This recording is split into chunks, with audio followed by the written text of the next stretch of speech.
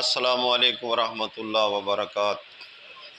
محترم معزز حاضرین، اللہ رب العزت کی توفیق سے یہ دعوت و تبلیغ کا پروگرام رواں دواں ہے۔ بلا شبہ اس کے اندر کافی مشقت ہوتی ہے، بیٹھنا اور زیادہ وقت، یہ یقینی بات ہے کہ جہاں پہ تھوڑا سا گراں گزرتا ہے، لیکن یہ بھی ذہن میں رکھیں اللہ رب العزت کا شان فرمانے عالی شان ہے، ان مع العسر یسرا۔ تھوڑی سی تنگی آئے گی تو پھر آسانی بھی انشاءاللہ آخرت میں ہوگی۔ یہ تھوڑی سی تنگی آنے والے اس وقت کے لیے جب نفسا نفسی کا عالم ہوگا اور انسان کو سوائے اللہ کی رحمت کے کوئی راستہ نظر نہیں آئے گا،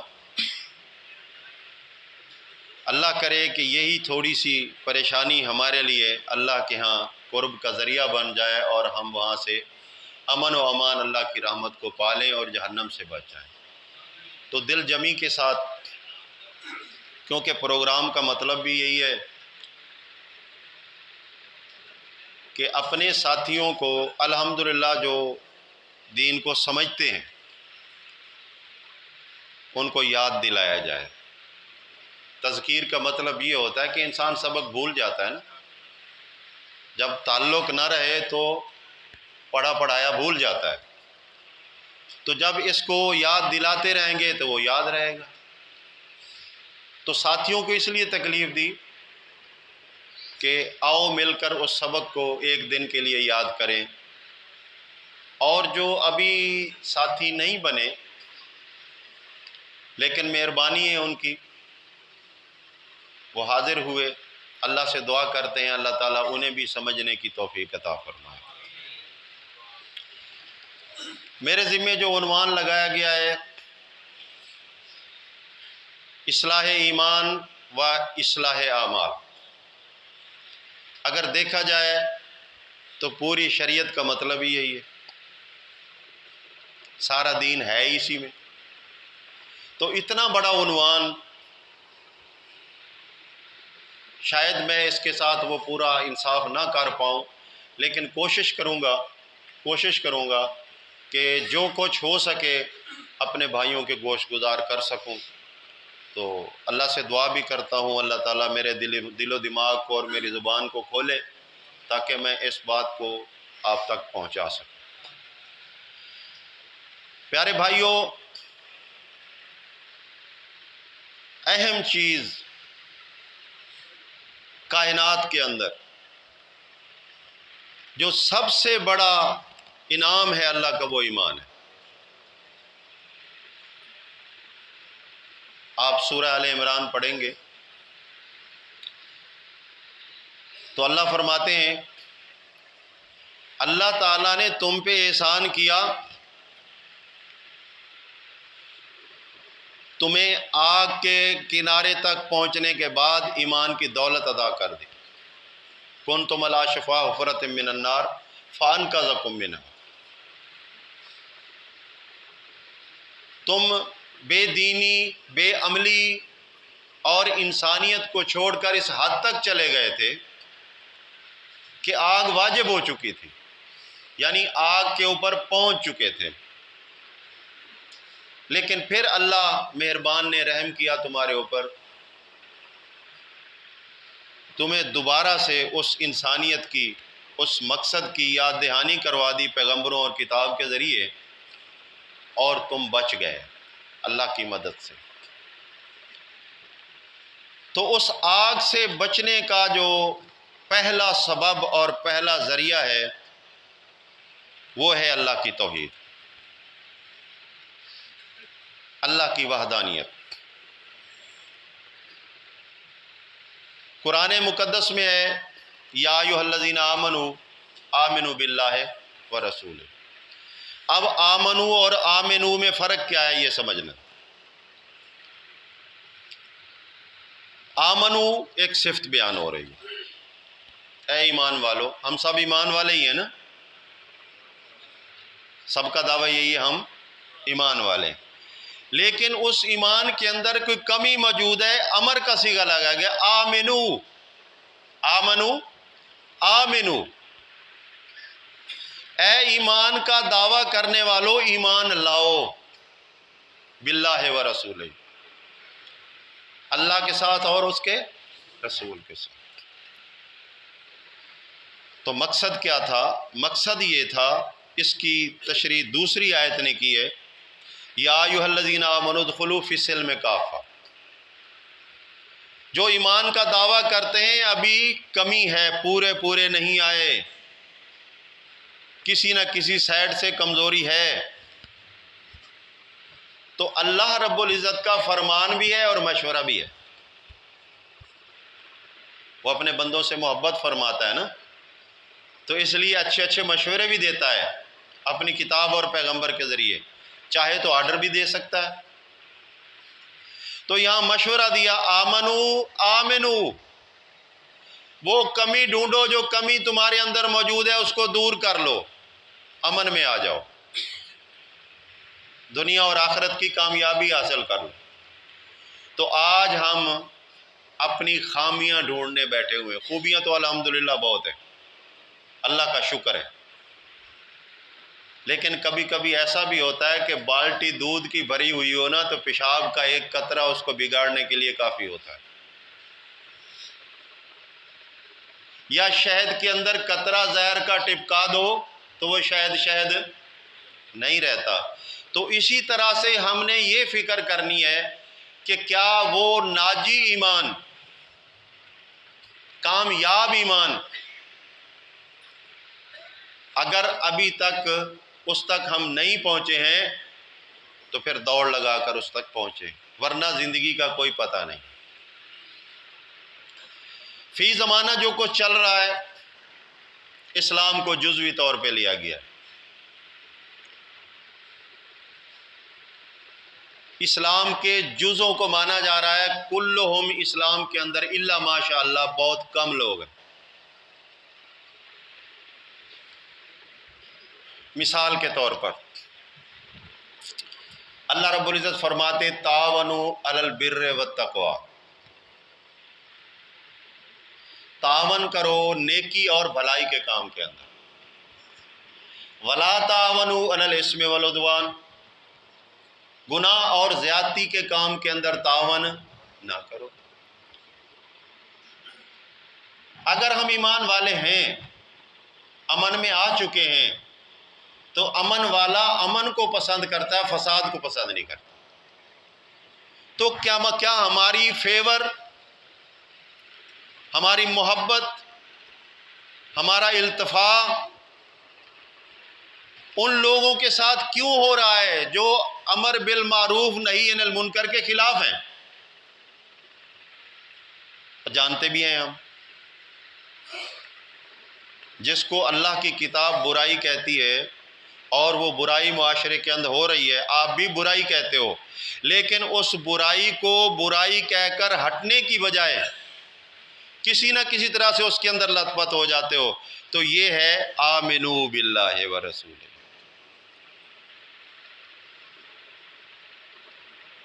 ہم جانتے ہیں شرک بہت بڑی بیماری ہے، ابھی پورے پروگرام کے اندر اسی پہ ہی زیادہ تر فوکس رہا، میرے بھائی نے بھی اشارہ کیا، میرا مقصد بھی وہی ہے۔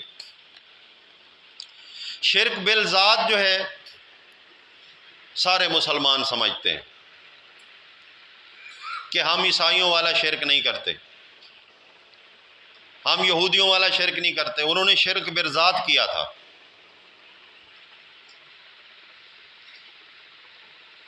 پھر دوسرا ایمان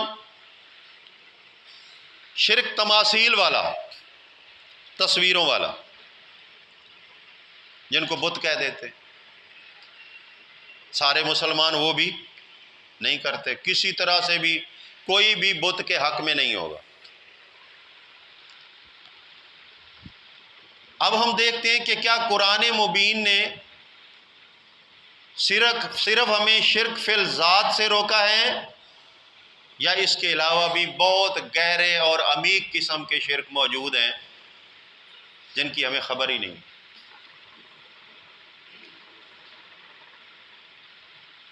ایک بات اللہ تعالیٰ فرماتے ہیں سورہ کہف کے اندر، لا یشرک فی حکمہ احدا،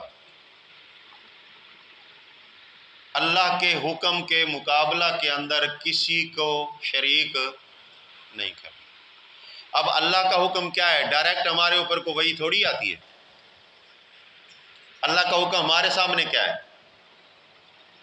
قرآن ہے نا۔ یہ کوئی اتنی پیچیدہ بات ہے جو آپ پریشان ہو جاتے ہو؟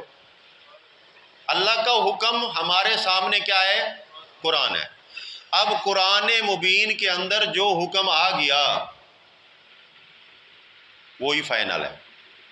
اگر اس کے اپوزٹ کوئی آئے اور مان لیا جائے تو یہ کیا ہو گیا؟ یہی شرک ہو گیا نا، لا یشرک فی حکمہ احد۔ اب حاکم کی ذات کے اندر تو ہم کسی کو شریک نہیں بنا رہے، حالانکہ کچھ نے یہ بھی کام کر کے دکھا دیا ہے۔ نور من نور اللہ کے نام سے آپ سنتے ہوں گے، اللہ نور کا، پھر اس کے نور سے اللہ کے رسول کو بنا دیا، جز بنا دیا۔ چلو یہ تھوڑے ہیں، علم والے لوگ ایسا نہیں کرتے۔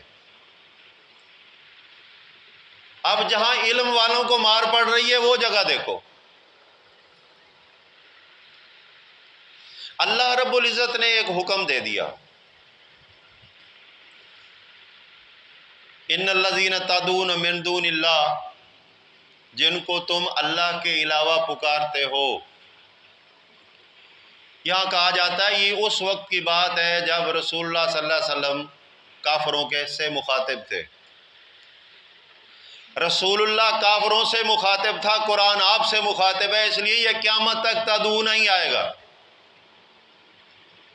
مخاطب کا صیغہ ہی آئے گا۔ ان الذین تدعون من دون اللہ لا یخلقون شیئا وہم یخلقون۔ یہ کس کا حکم ہے؟ اللہ کا حکم۔ لا یخلقون شیئا وہم یخلقون، آگے فرمایا اموات، اموات غیر احیاء، یہ مر چکے، زندہ نہیں ہے۔ وما یشعرون، اور ان کو نہ شعور ہے نہ ہوگا۔ وما یشعرون ایان یبعثون، یہ کب دوبارہ زندہ کیے جائیں گے ان کو اپنی زندگی کا شعور بھی نہیں ہے۔ یہ حکم کس کا ہوا؟ اللہ کا ہوا۔ اور جو اللہ کے حکم کے خلاف یہ کہے، ایک عربی عبارت پڑھے رسول اللہ کی طرف منسوب کر دے، کہ من صلی علیہ عند قبری سمیتو، سمجھ رہے ہیں بات کو؟ جس نے میری قبر کے اوپر آ کر مجھ پہ درود پڑھا میں سنتا ہوں۔ کیا بات! یہ شرک فی الحکم ہے یا نہیں ہے؟ یہ صوفی صاحب کر رہا ہے، مولوی صاحب کر رہا ہے۔ شرک فی الذات کو رد کرنے والا شرک فی الحکم کے اندر پھنس گیا۔ پھر قرآن مبین کے جتنے احکامات ہیں، مثال کے طور پر ایک اور مثال دیتا ہوں آپ، سورہ یاسین، اللہ فرماتے ہیں انما تجزون الا ما کنتم تعملون۔ انما، یہ حصریہ کلمہ ہے، اس کے علاوہ اور کچھ نہیں۔ معنی کیا ہے؟ اس کے علاوہ اور کچھ نہیں۔ تجزونا، ایک مسئلہ اور نکلا ہے۔ یہ مسئلہ کیا نکلا؟ ابھی میرے بھائی نے اپنے بیان کے اندر فرمایا کہ یہ آخرت اور عذاب و رات کا اس کی جو وضاحت تھی، اسی کے اندر ہے ایک لفظ النار یعرضون۔ النار یعرضون بڑا پیش کیا جاتا ہے، سارے جی یہی ترجمہ کرتے ہیں، پیش ہو رہے ہیں، پیش ہو رہے ہیں، پیش ہو رہے ہیں۔ اب میں کہتا ہوں کہ اللہ حاکم نے حکم دیا، کتاب کی شکل میں آ گیا، تجھے کیا اختیار تھا کہ تو اللہ کے حکم کو بدل کر مستقبل کو حال کے اندر لے آئے اور حال کو مستقبل میں لے کر چلا جائے؟ اگر ادھر چلاکی کرے گا تو یہاں بھی چلاکی کر کے دکھا، انما تجزون، اس کے علاوہ کچھ نہیں کہ تمہیں بدلہ دیا جائے گا۔ دیا جا رہا نہیں ہے، دیا جائے گا، مستقبل کی بات ہو گئی۔ انما تجزون الا ما کنتم تعملون، مسئلے دو نکل آئے، ایک بیان کرنا تھا، دو نکل آئے۔ یہ قرآن کا ایک اعجاز ہے نا۔ میں جو مسئلہ لے کر چلا تھا اس آیت سے وہ یہ تھا کہ اللہ فرماتے ہیں تمہیں تمہارے عمل کا بدلہ ملے گا، اس کے علاوہ اور کچھ نہیں ملے گا۔ انما آیا ہے، حصریہ کلمہ ہے، اس کے علاوہ کچھ نہیں ملے گا۔ اگر کوئی آج قرآن پڑھ کر مرنے والے کے پیچھے بھیجتا رہے، دیگیں پکاتا رہے، عرس قوالیاں کراتا رہے، یا یہاں تک کہ وہ تو چلو ایک اور بات ہے، کوئی حاجی صاحب، صوفی صاحب آ کر نماز خود پڑھے اور کہے میں نے منتقل کر دی اپنے باپ کو، ہوتا ہے نا ایسا؟ اویس کرنی کے نفل، فلاں کے نفل، فلاں کے لیے نفل، تجھے ضرورت نہیں ہے؟ ایک روایت میں آتا ہے کہ مومن قیامت والے دن ایک ایک نیکی سے ترس رہا ہوگا، ڈر رہا ہوگا کہ کہیں میری نیکیاں کم ہو جائیں، برائیاں زیادہ ہو جائیں، اگر ایک بھی برائی زیادہ ہو گئی تو میں تو مجرم بن گیا، چلو برابر بھی ہو جائیں تو اللہ کی رحمت کی امید ہے، جب حساب میں برائیاں زیادہ ہوں تو پھر کیا کریں؟ تجھے ضرورت تھی، تجھے نیکی ملے، لیکن تجھے نیکی کی ضرورت نہیں، تو نے مرے ہوئے باپ کی طرف اس کو منتقل کر دیا، کیا اس کا اجر ملے گا؟ اس کے باپ کو مل جائے گا؟ قرآن کی زبان سے بولیں، انما تجزون الا ما کنتم تعملون، کچھ نہیں ملے گا، کچھ نہیں ملے گا مگر جو تم کرو گے وہ تمہیں ملے گا، اور کچھ نہیں ملے گا۔ اب جو پیچھے سے چل رہا ہے پھر ایک اور بھی فلسفہ ہے، یہ بھی یاد رکھیں، فلاں کام کر لو اس کے اندر اتنا ثواب، اتنی نیکیاں۔ اللہ رب العزت نے کہیں بھی یہ نہیں بتایا کہ کس کام کی کتنی نیکی ہیں، پورا قرآن پڑھ لیں آپ۔ حج کا ذکر کیا للہ، نماز کا ذکر کیا للہ، زکوٰۃ کا ذکر کیا للہ، روزے کا ذکر کیا للہ، بس اللہ کے لیے ہے۔ اللہ نے یہ نہیں کہا کہ اتنا اجر دوں گا، اتنا دوں گا، باقی قصے کہانیاں بنا دیے گئے، روایات بنا دی گئی، فلاں کر دیا گیا، فلاں کر دیا گیا، یہ کرو گے یہ مل جائے گا، یہ کرو گے۔ اب سوال پیدا ہوتا ہے، اللہ کو پتہ نہیں تھا میں نے کتنا اجر دینا ہے؟ پتہ تھا یا نہیں تھا؟ پتہ تھا، بتایا کیوں نہیں؟ یہ بھی ایک سوچنے والی بات ہے نا۔ تجسس پیدا کیا کہ بندہ لگا رہے، وہ مہربان ہے، ایک نیکی پہ چاہے جنت میں بھیج دے، اگر مواخذہ کر لے تو تیری 1000 نیکیاں بھی ہوں اور 1000 ایک گناہ ہو گیا تو نہیں جا سکتا۔ اس لیے اس نے لگایا انسان کو محنت کے اوپر کہ جب اس کو یہ یقین ہوگا کہ شاید یہ تھوڑا نہ ہو اور کر لوں، شاید یہ کم نہ ہو اور کر لوں، تو پھر سرعت کرے گا۔ قرآن کہتا ہے سارعوا الی مغفرۃ من ربکم، دوڑ لگاؤ اپنے رب کی بخشش کی طرف، وجنۃ عرضها السماوات والارض، اس جنت کی طرف دوڑ لگاؤ جو زمین و آسمان کے برابر ہے۔ آپ کی سائنس والے بھی کہتے ہیں کہ اگر یہاں سے سفر شروع کیا جائے تو آسمان تک ہم نہیں پہنچ سکتے. بعض جگہ ایسی آتی ہے کہ وہاں ہر چیز بے وزن ہو جاتی ہے, معلق ہو جاتی ہے, وہ بھی لاکھوں کروڑوں میل کا سفر ہے. تو اس سے اوپر پتہ نہیں کیا سفر ہے جو گیا ہی نہیں ہے. اندازہ لگائیں. اب اللہ فرمائے کہ میں نے انسان کو تجسس کے اندر رکھ کر نیکی کرنے کا حکم دیا ہے, بلکہ دوڑ کر نیکی کرنے کا حکم دیا ہے. اور حضرت صاحب کہیں کہ آپ نے یہ نیکی کر لی ہے, اتنے لاکھ نیکیاں آپ کی ہو گئی. مزہ نہیں آ گیا؟ یہ ہے وہ شریعت سازی جس نے مسلمان کو اتنا پست کر دیا ہے. بڑے لوگ دیکھے ہیں جو محنت کو چھوڑ چکے, وہ کہتے ہیں بس کلمہ پڑھ لیا ہے, کلمہ پڑھ لیا. اگر کلمہ پڑھنے سے نجات ہو سکتی ہے, نہ اللہ کا حکم مانا جائے, نہ اللہ کی عبادت کی جائے, نہ اللہ کے راستے میں نکلا جائے, نہ محنت کی جائے, تو کلمہ تو فرعون نے بھی پڑھ لیا تھا.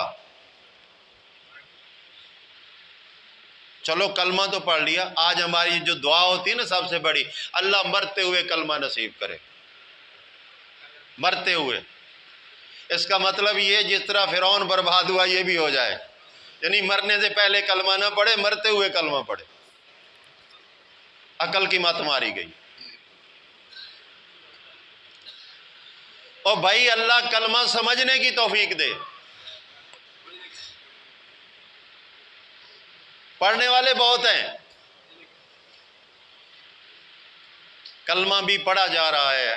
اگر یہ انسان غور کر لیتا, لا الہ الا اللہ کو سمجھ جاتا, یقین کریں جن کو پتہ تھا انہوں نے اسی وجہ سے نہیں سمجھا کہ ہم نے سب کو چھوڑ دینا ہے. پھر یہاں لا الہ الا اللہ بھی ہو رہا ہے, غیر اللہ کی پکارے بھی ہیں, نیازیں بھی ہیں, دمال بھی ہے, بھنگڑے بھی ہیں, عرس بھی ہیں, قوالیاں بھی ہیں, سب شیطانی فعل ہیں. تو اب سوال یہ پیدا ہوتا ہے, ایک ہے غیر مومن,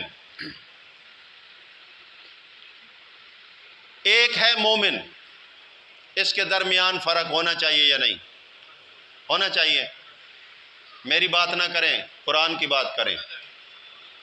اللہ کیا فرماتے ہیں سورہ انعام کے اندر, وَذَرِ الَّذِينَ اتَّخَذُوا دِینَهُمْ لَعِبًا وَلَهْوًا, ایک طرف ہو جاؤ, ہٹ جاؤ ان سے جنہوں نے دین کو کھیل اور تماشا بنایا ہوا ہے. ہمارے ان کے ساتھ میثاق بھی ہیں, عہد بھی ہیں, ان کے ساتھ ریلیشن بھی ہے, ان کی ہر برائی کے اندر منہ نیچے کر کے. اور کئی لوگوں کو تو میں نے یہ بھی کہتے ہوئے سنا ہے, بڑے بڑے سمجھدار لوگ, ایک صاحب کہہ رہے ہوں کہ یار مان لیا کہ اللہ نے فرمایا ہے کہ مشرک کے لیے بخشش کی دعا نہیں کرنی, ہم نے مان لیا, یعنی اس کے نماز جنازہ نہیں پڑھنا. تو اگر ہم کسی رشتے ناطے کی وجہ سے, کسی معاملے کی وجہ سے چلے جائیں, جا کر کھڑے ہو جائیں صف کے اندر, پڑھیں کچھ نہیں, دعا نہ پڑھیں اللہم اغفر لینا میتنا, تو اس میں کیا اعتراض ہے؟ کیا بات. میرے بھائی نے پہلے ایک آیت آپ کے سامنے پڑھی تھی, آپ کو یاد ہوگا کہ جو لوگ اللہ اور رسول کے درمیان جدائی کرتے ہیں, ایک نیا راستہ نکالتے ہیں, اولئک هم الکافرون حقا, وہ پکے کافر ہیں, ان کی تو شاید امید بن جائے. یہ یاد رکھیے, ایک شخص آج گمراہ ہے, کافر ہے, ممکن ہے کہ جب وہ سوچے گا تو وہ اسلام میں آ جائے گا, تو پورا پورا اسلام میں آئے گا. ایک شخص اسلام کو سمجھ کر پھر تیسری راہ نکالتا ہے, وہ کیا ہے؟ اللہ فتویٰ دیتا ہے اولئک هم الکافرون حقا, یہ ہیں اصل پکے کافر جو اسلام کو ماننے کے بعد پھر اسلام کے خلاف ہوئے. اگر کوئی کلمہ ماننے کے بعد پھر شرک فی الحکم کرے, شرک فی الذات کو چھوڑ دیا, اللہ کسی سے نہیں, اللہ جیسا کوئی نہیں, ٹھیک ہے نا, یہ ذات کا شرک ختم ہو گیا نا. اس میں نہ وہ کسی سے جنا ہے, نہ اس سے کوئی جنا ہے، لم یلد ولم یولد. لیکن ولم یکن لہ کفوا احد یہ کہاں گیا؟ اس کے جو قریبی یا خاندانی یا تعلق دار جو بنائے جا رہے ہیں، بڑے دعوے سے کہا جاتا ہے اللہ والے اللہ کے غیر نہیں ہوتے، تم تو پاگل ہو، غیر اللہ تو بت ہوتے ہیں، وہ تو اللہ کے اپنے ہیں. تو اپنوں سے کیا مراد ہے؟ کنبا قبیلہ یا کوئی نسل یا کوئی ربط یا کوئی رابطہ؟ او بھائی سوائے اللہ کے سارے غیر ہیں. کیوں؟ دلیل لے لو. اللہ تعالیٰ فرماتے ہیں قرآن حکیم کے اندر، جو میں نے آپ کے سامنے آیت پڑھی ہے، اسی سے متعلقہ ایک اور آیت ہے، ان الذین یدعون من دون اللہ عباد امثالکم، سورہ اعراف کی ہے، عباد امثالکم، جن کو یہ پکار رہے ہیں یا تم پکار رہے ہو یہ تمہارے جیسے بندے. تو اس کا مطلب ہے بات انسانوں کی ہو رہی ہے. تو اب جن کو پکارا گیا ہے، ذرا اپنی تاریخ دیکھو، غور کرو ذرا. ابراہیم علیہ السلام کو پکارا گیا یا نہیں؟ فوت ہونے کے بعد پکارا گیا. عیسیٰ علیہ السلام کو پکارا گیا. موسیٰ علیہ السلام کو پکارا گیا. جاؤ میں چیلنج کرتا ہوں پوری دنیا کو، کوئی ایک شخص ثابت کر دو جو دین کا دعوے دار ہو اور اس نے فرعون کو پکارا ہو. موسیٰ کو تو پکارا گیا، فرعون کو کسی نے نہیں پکارا، قارون کو کسی نے نہیں پکارا، شداد و نمرود کو کسی نے نہیں پکارا، سب نے اللہ کے نبیوں اور ولیوں کو پکارا. تو جو اللہ کے نبیوں کو پکارے ان کو یہ جواب ملے کہ اللہ کے غیر کو شریک نہ بناؤ، تو یہی جواب ہے نا کہ ابراہیم جو ہے وہ اللہ نہیں ہے بلکہ اللہ کے معاملے میں اللہ کا غیر ہے.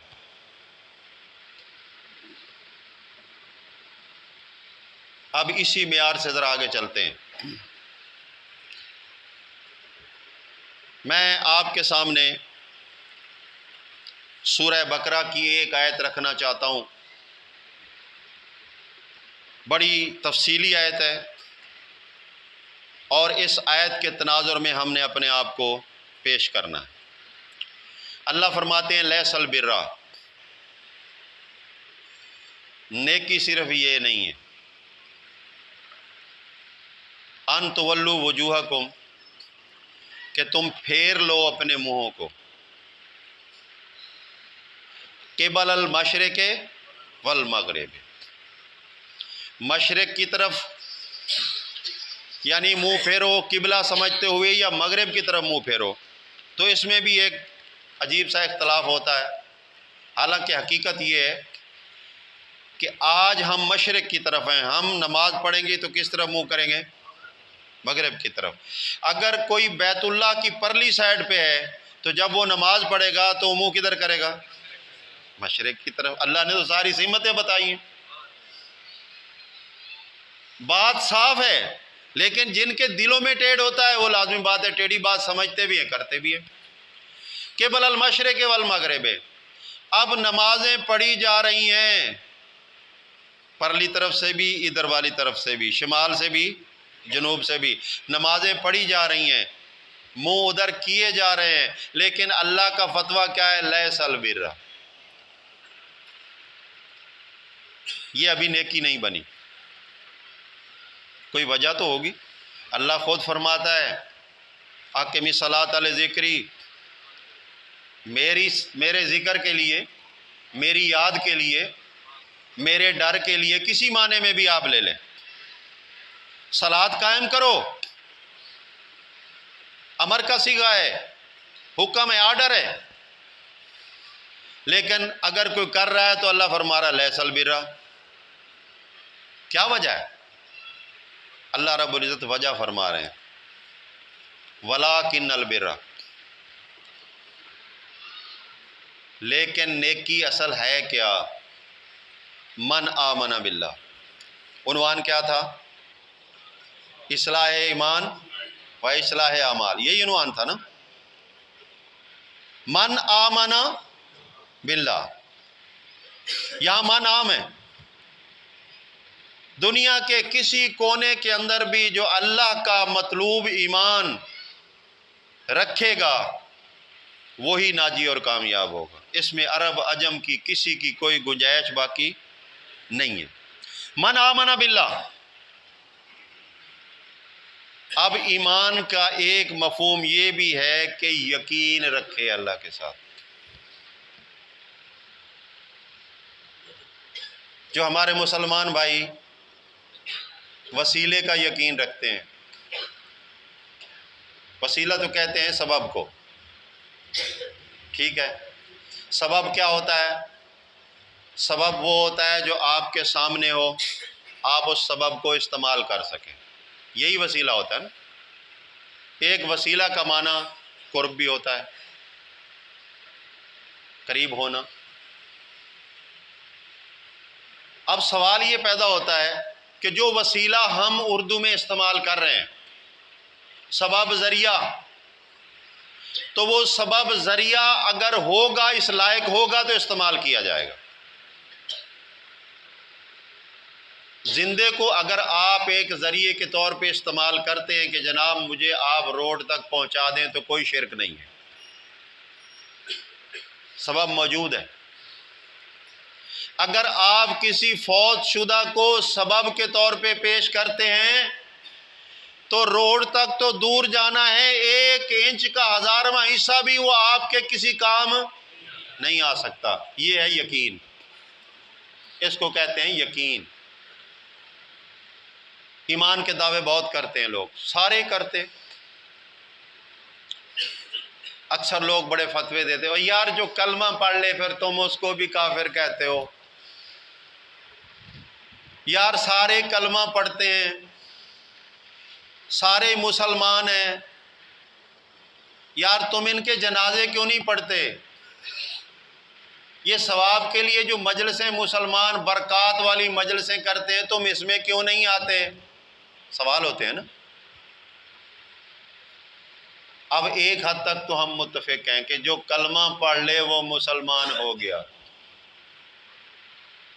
جو کلمہ پڑھ لے وہ مسلمان ہو گیا. لیکن اس کے آگے 3 سٹیجیں اور ہیں. بات پہ ذرا تھوڑی توجہ کریں گے، انشاءاللہ سمجھ آئے گی. مسلمان ہونے کے بعد 3 سٹیجیں قرآن اور بتاتا ہے، 2 نقصان والی، 1 فائدے والی. مسلم ہونے کے بعد مومن بننا پڑے گا، اس مسلمان ہونے پہ پورا یقین کرنا پڑے گا. اس لیے قرآن نے شرط کامیابی کی کیا رکھی ہے؟ قد افلح المومنون. کامیاب وہی ہوا جس نے یقین کر لیا اللہ کی ذات کے اوپر. قد افلح المومنون. اب 3 سٹیجیں ہیں. ایک سٹیج ہوئی منافقین. کامیاب ہوگا؟ منافق کا مطلب کیا ہوتا ہے؟ 2 سوراخوں والا، 2 راستوں والا. ادھر سے داخل ہوا اور ادھر سے بھاگ گیا. آپ دیکھتے رہے کہ واپس آئے گا، واپس آئے گا، وہ نہیں آئے گا. منافق. اور یقین کریں آج کے مسلمان اکثریت کی یہ حالت ہو چکی ہے کہ اگر اس کو چیک کیا جائے تو یہ منافق کی کیٹیگری میں ہی آتا ہے.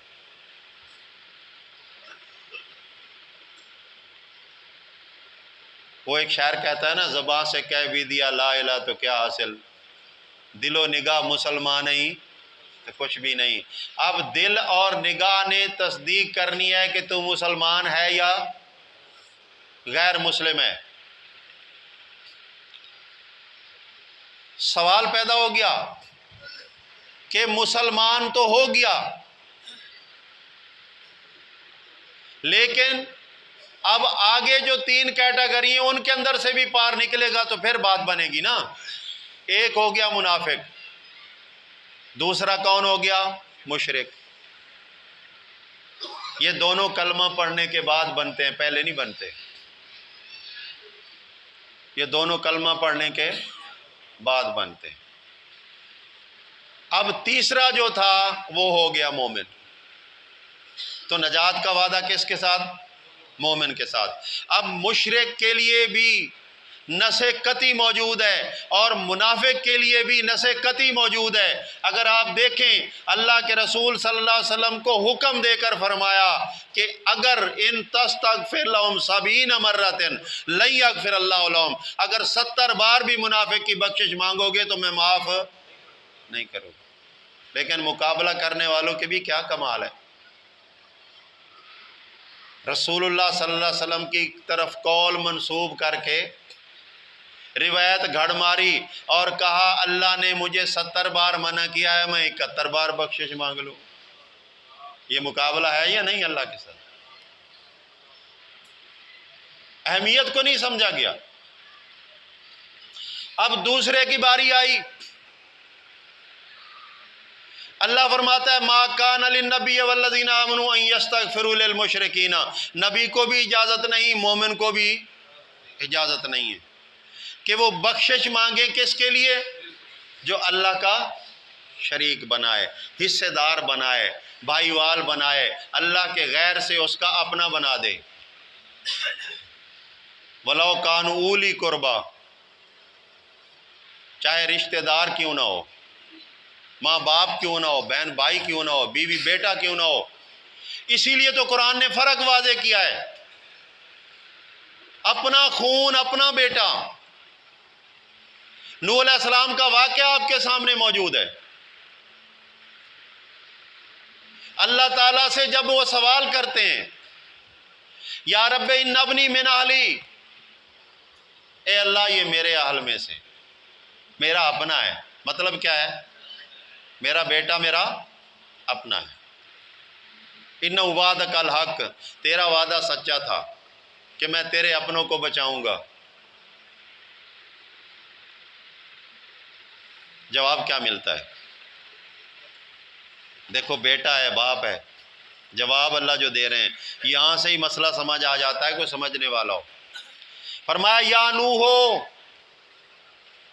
اے نوح انہ لیس من اہلک، یہ تیرا اہل نہیں ہے، تیرا اپنا نہیں ہے، تو میرا بندہ میرا نبی ہے، جو تیرے جیسا ایمان رکھے گا وہ ضروری نہیں تیرا خون ہو، وہ کوئی بھی ہو، وہ تیرا اہل ہے، لیکن یہ تیرا خون تیرا اہل نہیں ہے۔ کیوں؟ انہ عمل غیر صالح، اس کا عمل غلط ہے، اس کا عقیدہ غلط ہے، اس کی بنیاد ہی غلط ہے، یہ کیسے تیرا اہل ہو سکتا ہے؟ یہاں تو باپ بیٹے کے درمیان جدائی آ گئی ہے، نہیں آئی؟ مولوی کے رکھ رکھاؤ کی وجہ سے اللہ اکبر کر کے پیچھے کھڑے ہوتے ہیں۔ امام کے مسئلے کا پتہ ہے؟ شریعت کے اندر امام کو کیا مقام ہے؟ اللہ کے رسول فرماتے ہیں کہ امامت کا حق اس شخص کو ہے جو تم میں سے تقوی میں زیادہ ہو، علم میں زیادہ ہو، زیادہ قرآن جاننے والا ہو۔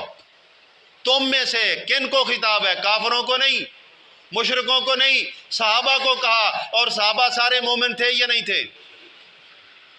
مومنوں کے اندر سے اعلیٰ تقوی والا، اعلیٰ علم رکھنے والا وہ امامت کا حق رکھتا ہے۔ اور یہاں قرآن کہتا ہے انما المشرکون نجس، اگر کوئی مشرک شرک کر لے تو اللہ کے اصول کے مطابق وہ پلیت ہو جاتا ہے۔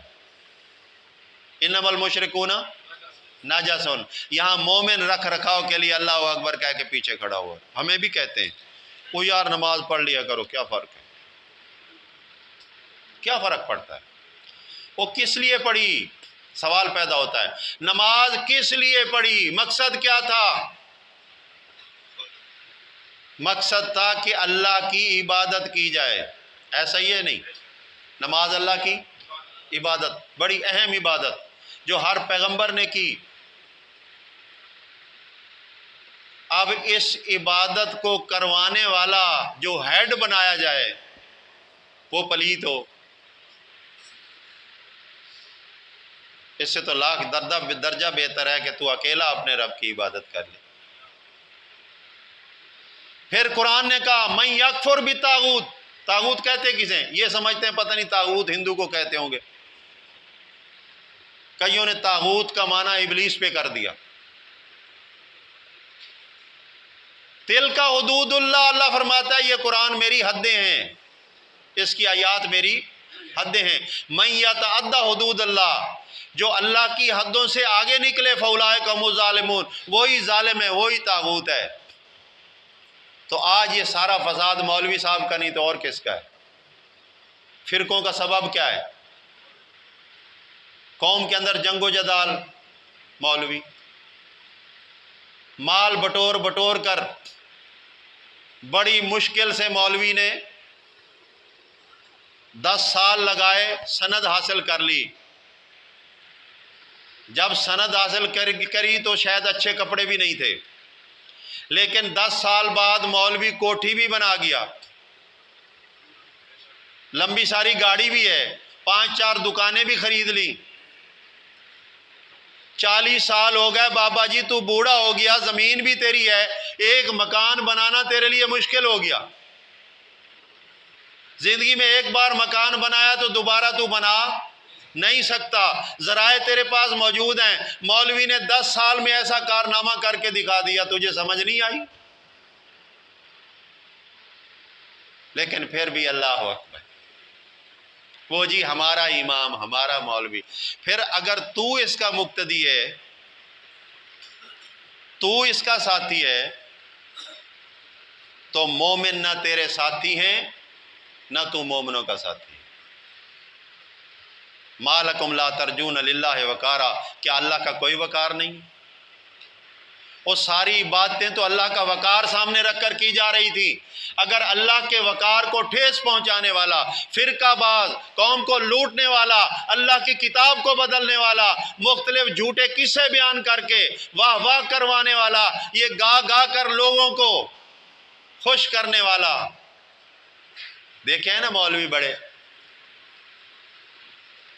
اس طرح جناب بیان کریں گے کہ لوگ آشش کر اٹھیں گے، دل کے اندر درد ہی پیدا نہیں ہوتا۔ ایک کسی اچھے شخص نے ایک مقولہ دیا ہے کہ جو لوگوں کو ہنسائے وہ عالم نہیں ہوتا، وہ بھانڈ ہوتا ہے، بھانڈ۔ عالم تو وہ ہوتا ہے جو لوگوں کو سوچنے پہ مجبور کرے، لوگوں کو رلائے، عالم تو وہ ہوتا ہے جو درد دل سے بات کرے گا۔ اس کے پاس ٹائم ہی نہیں ہے کہ میں سر نکالوں یا نہ نکالوں، وہ تو حق بیان کرے گا۔ من آمن باللہ، مطلب کیا ہوا؟ سارے دعوے دار، مشرق مغرب کی طرف منہ کر کے نمازیں پڑھنے والے، حاجی صاحب، صوفی صاحب، بڑے لمبے چوڑے انتظامات، بڑے بینر لگائے جاتے ہیں، بڑا یہ ہوتا ہے وہ ہوتا ہے، لیکن شہرت لینا چاہتے ہیں، اللہ کی رضا لینا نہیں چاہتے۔ میں ایسے لوگوں کو قرآن کی ایک فکر دیتا ہوں۔ اللہ فرماتے ہیں ان الذین ينفقون اموالهم رئاء الناس، جو لوگ مومن ہونے کے باوجود لوگوں کو دکھانے کے لیے مال خرچ کر دیتے ہیں کہ واہ جی واہ، بڑا بڑا پروگرام کرایا جی، واہ جی واہ، کیا بات، کھانا بھی بڑا زبردست تھی، بڑا نام بھی لکھا ہوا تھا جی، رابطہ بھی تھا، یہ بھی تھا وہ بھی تھا، اور وہ بھی کرانے والا بھی یہ کہتا ہوگا کہ شاید میری تشہیر ہو جائے، نام نکل جائے۔ اللہ فرماتے ہیں ان کی اس خرچ کرنے کی مثال تو بعد کی ہے، پہلے لا یؤمنون باللہ ولا بالیوم الآخر، یہاں یؤمنون وہی یقین پہ آ گیا کہ صلہ جو اللہ سے ملنا ہے اس پہ یقین کم ہے، جو لوگوں سے ملنا ہے وہ فوراً مل جائے گا۔ لوگ کہہ دیں گے واہ جی واہ، آپ نے بڑا اچھا پروگرام کیا جی، آپ نے بہت بڑا جناب یہ اقدام کا جو انتظام کیا ہے، وہ لگے ہوئے نا، لنگر کھانے بھی چلے ہوئے، لنگر کھانے۔ مطلب کیا ہے ان کا؟ کیا مومنین کے اندر سے صحابہ رضی اللہ عنہم اجمعین نے اس طرح لنگر کھانے کھول کر تشہیریں کی تھیں؟ وہ تو گھروں میں جا کر چپ کے رات کو پہنچا دیتے تھے کہ اللہ کا بندہ بھوکا ہے۔ یہ لنگر کھانے چلانے بسانے والے، کبھی آپ اپنا آڈٹ کرو، آپ نے جو فرض چیز ہے وہ کی ہے؟ زکوٰۃ دی ہے اپنے مال کی؟ مومن تو زکوٰۃ دیتا ہے نا، قرآن کا حکم ہے نا مومن کے لیے، اقام الصلاۃ وآت الزکوٰۃ۔ اچھا ویسے کہہ رہا ہوں، ویسے میں نے یہ تو امید رکھتا ہوں کہ آپ نے کیا ہوگا، لیکن سوال کر رہا ہوں اپنی تسلی کے لیے، ہم سارے اپنی زکوٰۃ دے رہے ہیں؟ نہیں دے رہے تو پھر سوچ لیجیے۔ من آمن باللہ، یقین کیا ہے پھر؟ میں دیکھتا ہوں اللہ نے اگر نعمت دی ہے، کوئی خوشی نصیب ہو گئی، تو جو لوگ اللہ کا حق ان کے اوپر بنتا ہے اس سے کئی گنا حق شیطان کے راستے پہ لگا دیتے۔ شادیوں کے فنکشن ہو رہے، سوائے نکاح کے مجھے بتائیں جو کچھ آج شادیوں میں چل رہا ہے کوئی سنت ملتی ہے؟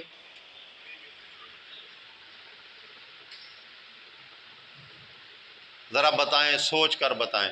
ایک شادی پہ، ٹوٹی پھوٹی شادی، کتنا خرچہ ہوگا اندازہ؟ اگر بچی کی ہے تو ڈبل ہو جائے گا۔ چلو بچے کی یہ ہے کہ ادھر سے مال آئے گا نا، یہ بھی لالچی ذہن ہے، ادھر سے مال آئے گا۔ چلو بچے کی لگا لیتے ہیں، بچی کی ذرا شادی ذرا مہنگی ہوتی ہے۔ اب ایک بندہ 1,00,000 روپیہ تو لگا دیتا ہے نا بیٹے کی شادی، کوئی مسئلہ نہیں آج کے دور میں۔ تو 1,00,000 جو اس نے لگایا ہے، اس 1,00,000 کے اندر پہلی بات تو یہ ہے کہ یہ شیطانی راستے پہ لگا ہے۔ دوسری بات یہ ہے کہ اس 1,00,000 میں سے 2,500 اللہ کا حق بھی تو تھا، دیا؟ شیطان کو 1,00,000 دے دیا، اللہ کو 2,500 نہیں دیا۔ یہ مومن ہے؟ سوچو ذرا، یہ مومن ہے؟ ہم اپنی زندگیوں پہ نظر دوڑائیں، ہم روتے ہیں چیختے ہیں، اللہ دعائیں نہیں سنتا، اللہ دعائیں نہیں سنتا۔ اللہ فرماتے ہیں جب یہ اللہ کی نافرمانی کریں، اور پھر ایک روایت کے اندر آتا ہے رسول اللہ صلی اللہ علیہ وسلم فرماتے ہیں جب ان کا کھانا حرام، ان کا پینا حرام، ان کا پہننا حرام، انا یستجاب لہ، تو ان کی دعا کیسے قبول ہو؟ کیسے قبول ہوگی دعا؟ اگر کوئی چوری نہ بھی کرے، میرا سوال ہے یہ، کوئی چوری نہ بھی کرے، ڈاکہ نہ ڈالے، ملاوٹ نہ کرے، بے ایمانی نہ کرے، لیکن زکوٰۃ نہ دے، تو جو اس کے اندر غرباء کا حق ہے وہ کھا جائے گا یا نہیں کھا جائے گا؟ اس نے حرام نہیں کھایا؟ دعائیں کیسے قبول ہوں بھائی؟ دعائیں کیسے قبول ہوں؟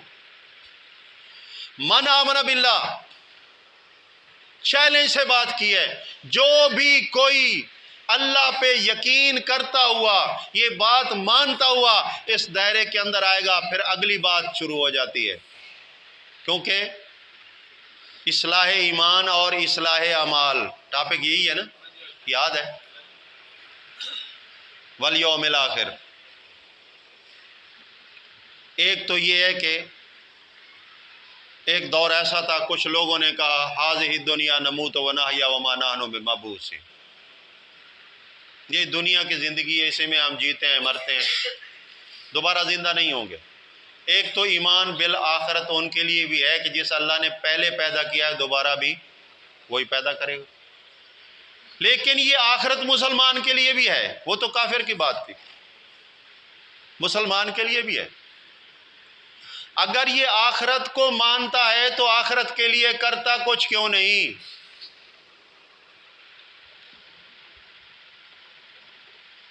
اللہ تعالیٰ اپنے پیغمبر کو فرماتے ہیں ان سے کہو حل انبئکم علی تجارت،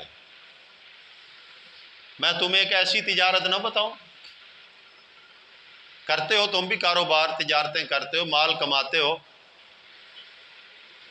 لیکن ایسی تجارت جو اس وقت مال تمہیں کام آئے جب اور کوئی مال کام آنے والا نہ ہو۔ تنجیکم من عذاب علیم، یہاں ایمان کو تجارت بتایا گیا ہے، یقین کو تجارت بتایا گیا۔ تنجیکم من عذاب علیم، جو تمہیں دردناک عذاب سے بچا لے، تو وہ تجارت کیا ہے؟ تؤمنون باللہ ورسولہ، تؤمنون باللہ ورسولہ، اللہ کے ساتھ ایسا ایمان ہو جو غیر متزلزل ایمان ہو، اور رسول کی اطاعت ایسے ہو کہ غیر رسول کی اطاعت کی ضرورت ہی نہ پڑے۔ آج جو اعمال میں، اذکار میں، معاملات میں مختلف غیر رسولوں کی اطاعتیں ہو رہی ہیں، یہ بیچارے مسلمان دھوکے میں آئے ہوئے ہیں۔ یہ مسلمان تو ہو گئے، ابھی 3 سٹیجیں جو ہیں ان کو سمجھ نہیں آ رہی، اس لیے یہ نرغے میں آئے ہوئے ہیں ایسے لوگوں کے اوپر، ان کے ہتھیں چڑھے ہوئے ہیں کہ ان کو رسول کی اطاعت سمجھ نہیں آ رہی اور وہ ان کو سمجھنے نہیں دے رہے۔ ان کے اندر دین کس طرح بیان ہوتا ہے؟ ایک حضرت مرید کے ساتھ گئے، آگے دریا آ گیا، اب حضرت نے یا اللہ کہا اور دریا میں پانی کے اوپر چلنے لگا۔ اب مرید کھڑا دیکھ رہا ہے، ابھی پانی کے اندر ڈوبتا ہے نہیں، یہ تو ایسے جیسے زمین پہ جا رہا ہے۔ اس نے کہا حضرت میں کیا کروں؟ تو حضرت نے کہا تو یا جنید کہتا۔ چلو جی، اس نے یا جنید کہا، وہ بھی پانی پہ چلنے لگا۔ اب لکھنے والا پتہ کیا لکھتا ہے کہ شیطان نے اس کو بہکایا۔ اس نے کہا یار حضرت یا اللہ کہہ رہا ہے، میں یا جنید کہہ رہا ہوں، میں کیوں نہ یا اللہ کہوں؟ تو اس نے کہا یا اللہ، اور پانی کے نیچے غرق ہونے لگا۔ دیکھیں کفر بھی جب بیان ہوتا ہے تو انتہا ہو جاتی۔ حضرت میں ڈوبا، حضرت نے کہا تیرے دل کو شیطان نے بگاڑا تھا، پھر یا جنید کہے۔ تو جب یا جنید کہا تو پھر وہ پانی کے اوپر چلنے لگا۔ یہ ہے اسلام۔ کسی نے اعتراض کر دیا، ہو حضرت شرک ہو رہا ہے، وہ کہتا ہے نہیں شرک نہیں ہے، یہی تو تصوف ہے کہ جنید صاحب اللہ کر کے اللہ تک پہنچ چکے تھے، اس کی کال ڈائریکٹ تھی، یہ ابھی نہیں پہنچا تھا، یہ جنید کے ذریعے پہنچنا چاہیے تھا، اس نے ڈائریکٹ کالنگ کر لی، جنید کو چھوڑ دیا، راستے میں تعلق کاٹ دیا، ڈوب نہیں تھا بھائی۔ سارے واہ واہ واہ واہ، یہ اسلام تحفہ ہے ایسے اسلام کے اوپر۔ اب قرآن کا نہیں نا پتہ، قرآن کا پتہ ہوتا تو اللہ فرماتے ہیں نحن اقرب الیہ من حبل الورید، میں رگ جان سے بھی زیادہ قریب ہوں۔ کوئی ہے ضرورت کسی کی؟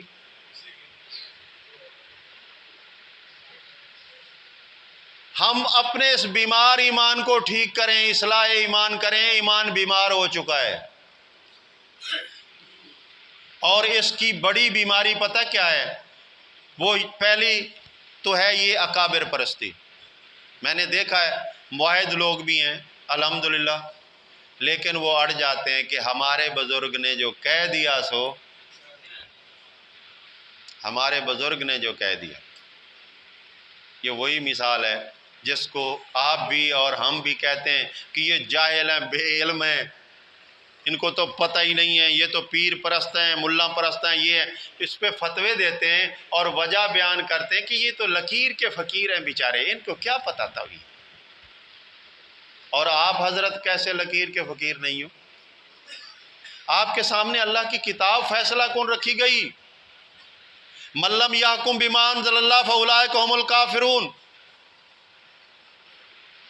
فیصلہ اللہ کے منزل من اللہ کتاب سے اگر نہ کیا تو کفر کا فتویٰ ہے۔ آپ نے پھر یہ کہہ دیا کہ ہمارے حضرت صاحب، ہماری جماعت، ہمارے بزرگ، ہمارے اکابر، اس میں اور آپ میں فرق کیا ہے؟ شرک فی الحکم جب تک سمجھ نہیں آئے گا تو اس وقت تک بات نہیں بنے گی۔ شرک فی الذات ہم نے چھوڑ دیا، نہ مسیح کو ابن اللہ کہتے ہیں، نہ عزیر کو ابن اللہ کہتے ہیں، نہ کسی کو اللہ کا بیٹا کہتے ہیں، تو یہ تو شرک فی الذات کی نفی ہو گئی۔ لیکن شرک فی العبادت بھی ہے، شرک فی الصفات بھی ہے، شرک فی العلم بھی ہے، شرک فی الحکم بھی ہے، شرک فی القدرت بھی ہے۔ اگر ان میں سے کسی میں پھنس گئے تو مشرک تو بن گئے نا۔ من آمن باللہ والیوم الآخر۔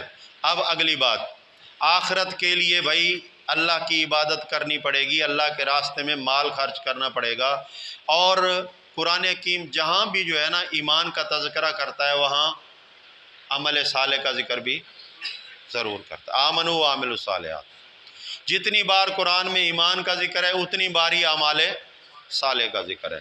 اب ہم یہ سمجھتے ہیں نماز پڑھ لی عمل صالح کر لیا ہے، روزہ رکھ لیا عمل صالح کر لیا۔ اب صالح کا مفہوم کیا ہے؟ اصل مفہوم کیا ہے؟ اس کا مطلب یہ ہے کہ بگاڑ کو ختم کر کے اصلاح کرنے والا، خرابی دور کر کے پائیداری کرنے والا۔ اگر نماز پڑھ لی، ٹھیک ہے، نماز عبادت ہے، پڑھ لی ہے، اگر اس نماز کے پڑھنے سے میری عملی اصلاح نہیں ہوئی تو میں نے کہاں وہ یہ عمل صالح کیا ہے؟ میں نے تو عادت پوری کی ہے۔ جھوٹ بولتا رہے جبکہ نماز کے لیے شرط ہے ان الصلاۃ تنہی عن الفحشاء والمنکر، یہ تنہا کر دیتی ہے، علیحدہ کر دیتی ہے، منع کرتی ہے۔ یہ اگر اللہ کی عبادت تقوی کے لحاظ سے کر دی جائے تو یقیناً اس کا اثر اگلی نماز تک رہتا ہے۔ انسان نہ جھوٹ بول سکتا ہے، نہ فراڈ کر سکتا ہے، نہ بے حیائی کر سکتا ہے، نہ کسی قسم کی غیبت، نہ بہتان، نہ چوری، نہ بے ایمانی، نہ فساد، نہ جھگڑا، نہ دنگا۔ لیکن یہ تو ابھی پڑھ کے مسجد سے باہر ہی نکل رہا ہے تو پہلے ہی دروازے سے نکلتا ہوا اس نے اپنا کام شروع کر دینا ہے۔ کئی تو نماز میں پورا حساب کتاب لگا رہے ہوتے ہیں۔ اگر عبادت کے اندر کسی اور کا عنصر شامل ہو جائے تو یہ کیا ہوتا ہے؟ شراکت، حصہ داری۔ عمل کی اصلاح تب ہوگی جب بگاڑ ختم ہوگا۔ اگر بگاڑ موجود ہے تو پھر عمل کی اصلاح کوئی اصلاح نہیں ہے۔ آگے اللہ فرماتے ہیں والملائکۃ۔ ایک نظریہ تھا ایک دور کے اندر کہ فرشتے اللہ کی بیٹیاں، اس لیے اللہ کا مقرب سمجھتے ہوئے ان کو پکارا جاتا تھا۔ اس کی نفی ہوئی کیونکہ قرآن ہر دور کے لیے، ہر دور کے فتنے کا مقابلہ کرنے کے لیے قرآن، یہ وقتی نہیں ہے، یہ ہدی للناس ہے۔ تو آج کا فتنہ جو کھڑا ہوا ہے کہ ملائکہ جو ہیں یہ قوتیں ہیں، لہذا اور کچھ نہیں ہے،